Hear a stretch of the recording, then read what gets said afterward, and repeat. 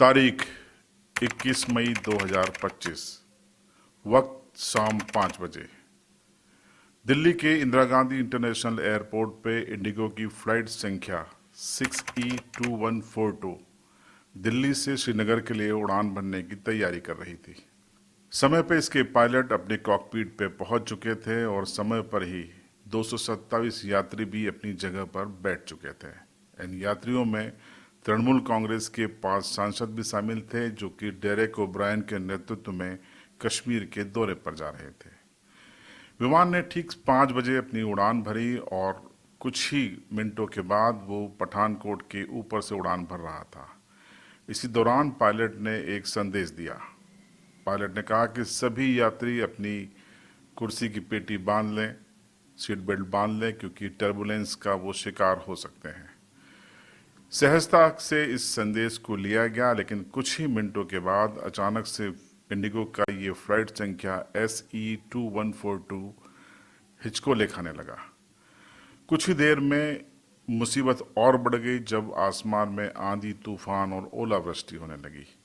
जिस समय ये विमान टर्बुलेंस में फंसा था, उस समय ये पठानकोट के ऊपर से उड़ान भर रहा था। करीब 36,000 फीट की ऊंचाई पर यात्रियों की जान सांसत में थी। कोई प्रार्थना कर रहा था तो कोई रो रहा था। किसी को लग रहा था कि शायद उनकी जिंदगी का ये आखिरी दिन है, ये उनकी आखिरी फ्लाइट होगी और शायद वो जमीन पर अब जिंदा नहीं बचेंगे। इसी आपाधापी के बीच पायलट ने लाहौर की ATC से संपर्क किया। उन्होंने कहा कि वो टर्बुलेंस में फंसे हैं और पाकिस्तान की लाहौर ATC उनको लैंडिंग की इजाज़त दे, लेकिन पाकिस्तान की लाहौर ATC ने इजाज़त देने से मना कर दिया।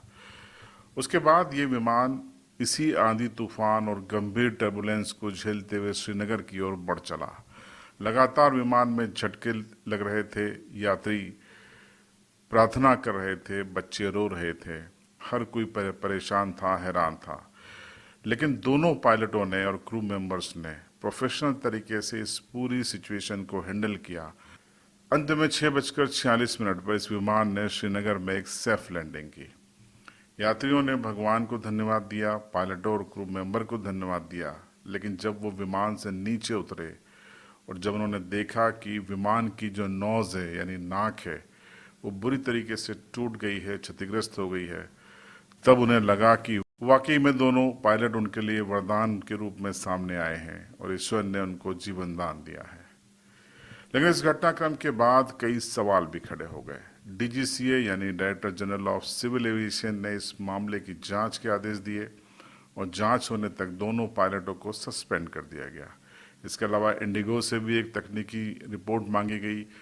DGCA इस बात की जांच कर रहा है कि जब विमान मुसीबत में था तो फिर दोनों पायलटों ने अमृतसर या चंडीगढ़ एयरपोर्ट पर इसे उतारने की कोशिश या अनुमति क्यों नहीं मांगी। ये सबसे बड़ा जांच का बिंदु है। लाहौर ATC से अनुमति क्यों मांगी गई, जबकि अमृतसर और चंडीगढ़ में एयरपोर्ट ऑलरेडी मौजूद थे। दरअसल यात्रियों की धड़कनें इसलिए और बढ़ गई थी कि विमान करीब 8,500 फीट प्रति मिनट की दर से झटके खाते हुआ नीचे की ओर आ रहा था। ऐसे में यात्रियों को लगा कि शायद उनका ये अंतिम दिन है, लेकिन एक प्रोफेशनल अप्रोच के चलते अंततः सेफ लैंडिंग कर दी गई। आपको बता दें कि इस तरीके के हादसे बीते कुछ महीनों में रिपोर्ट किए गए हैं और DGCA लगातार जांच कर रहा है।